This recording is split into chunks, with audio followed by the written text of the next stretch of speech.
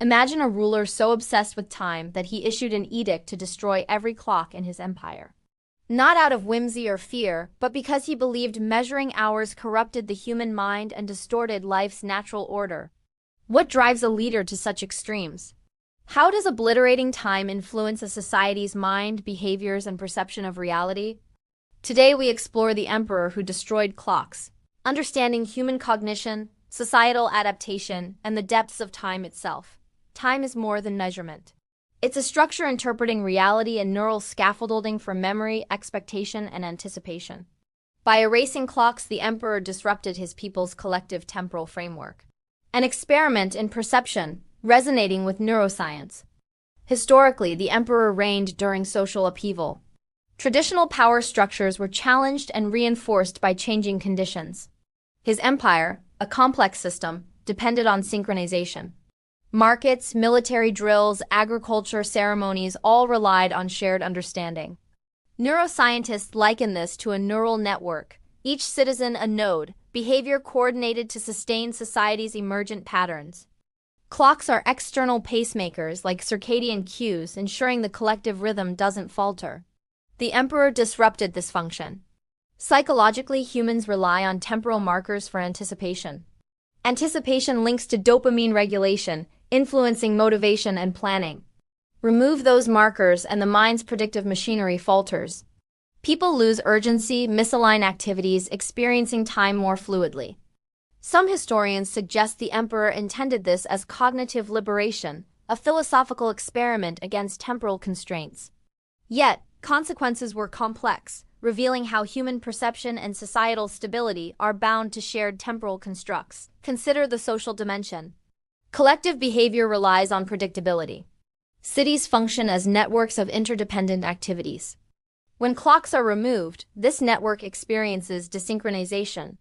Markets open unpredictably, religious observances drift, armies lose schedules. This creates systemic cognitive dissonance, manifesting as anxiety and inefficiency across populations.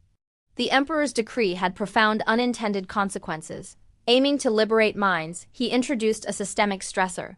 From a historical perspective, we see tension between top-down control and emergent order. The emperor asserted control over perception, yet adaptive human networks reorganized around informal temporal cues.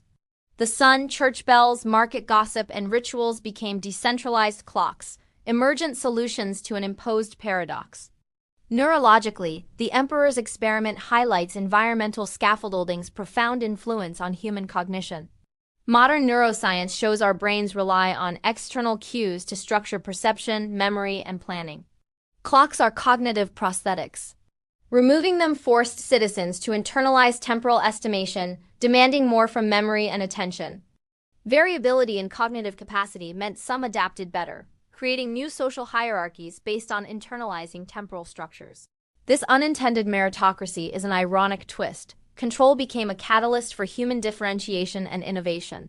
Philosophically, the emperor's decision invites reflection on freedom and constraint. Is freedom the ability to act without restriction? Yet, human consciousness balances autonomy with structure. Excessive freedom from temporal orientation can induce disorientation and anxiety. The destruction of clocks becomes a metaphor for the delicate balance between external structure and internal autonomy. Psychological studies on time perception provide insights. Humans possess an intrinsic imperfect capacity for temporal estimation.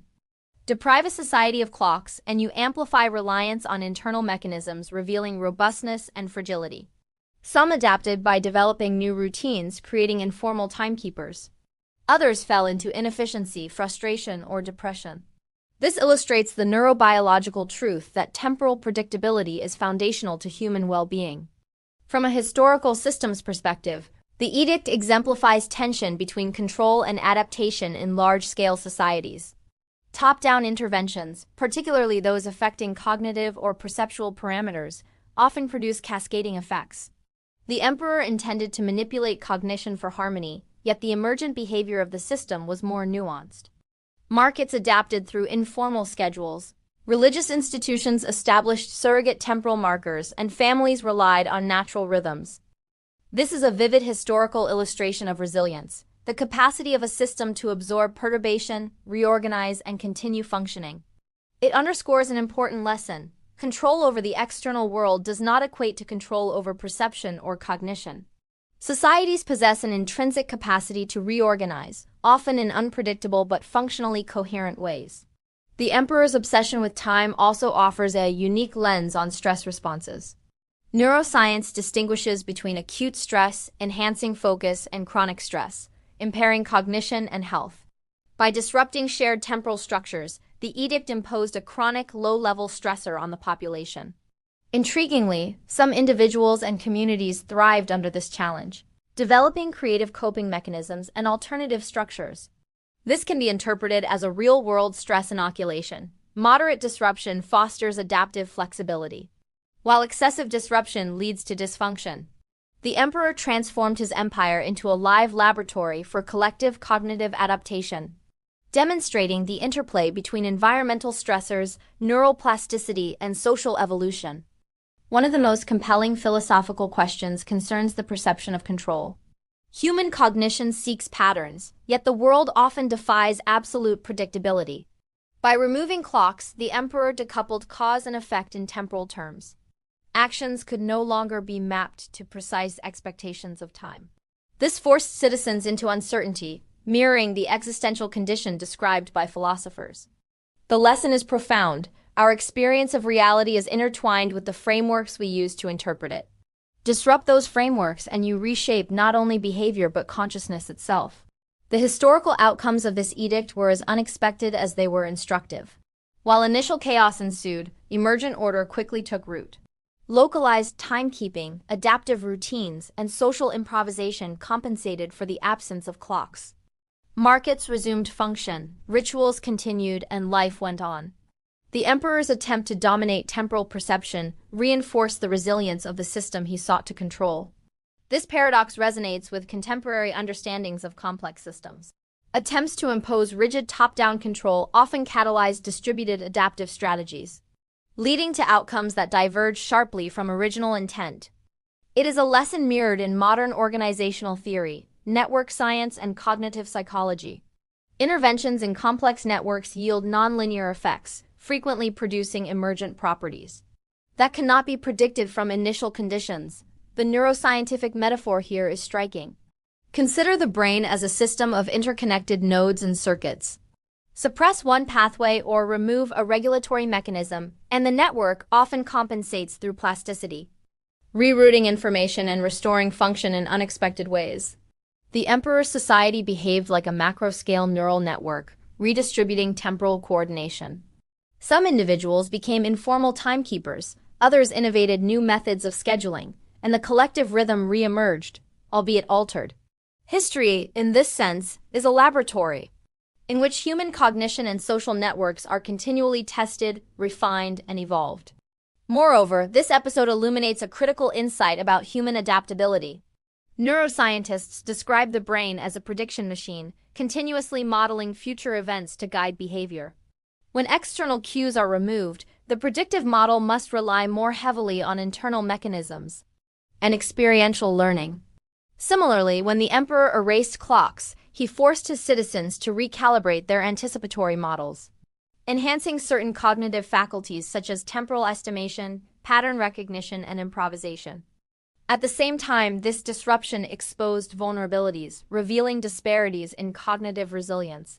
History, therefore, records not only an act of imperial eccentricity, but an inadvertent cognitive experiment on an entire population. From a philosophical standpoint, the story challenges our understanding of time itself. Time is often treated as an objective, external metric, yet its perception is intrinsically subjective, mediated by consciousness and culture. By attempting to erase objective time, the emperor confronted the paradox of temporal experience. Can the measure of life exist independently of human perception? His edict serves as a thought experiment that philosophers and scientists continue to grapple with, the interplay between reality, perception, and the frameworks we construct to navigate existence.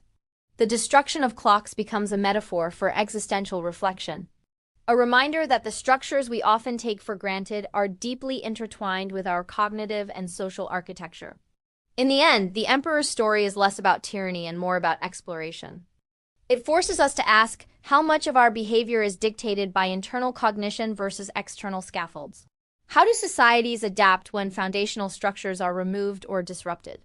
Can stress and uncertainty act as catalysts for emergent order rather than mere dysfunction? These questions are not merely historical curiosities. They resonate with modern research in neuroscience, psychology, systems theory, and philosophy, highlighting the timeless relevance of this seemingly eccentric decree.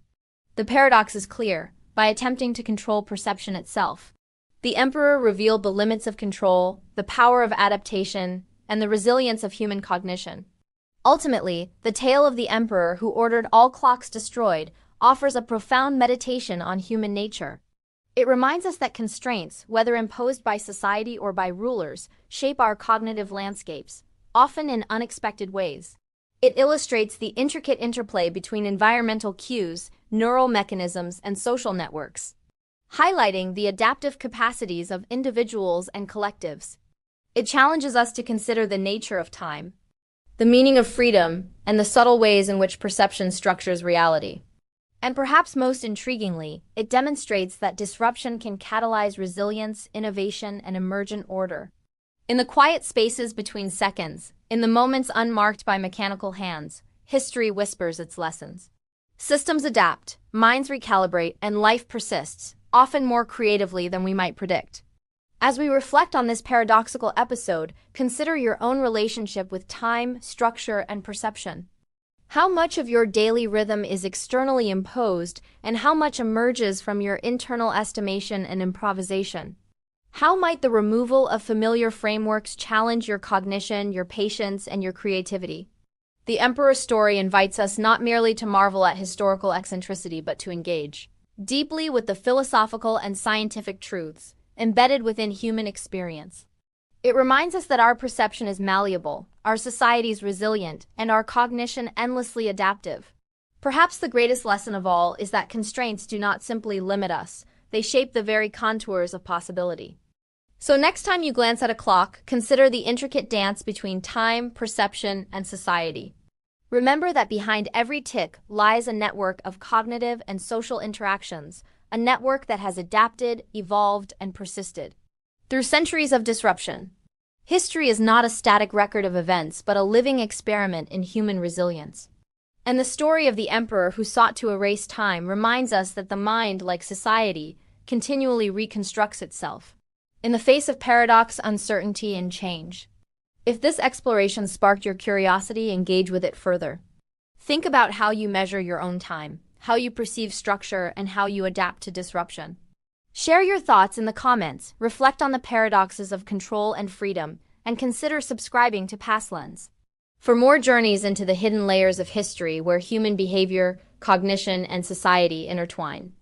Each story is an invitation to see the past not as a sequence of dates and events, but as a complex, adaptive network of ideas, actions, and perceptions, an enduring mirror of our own minds.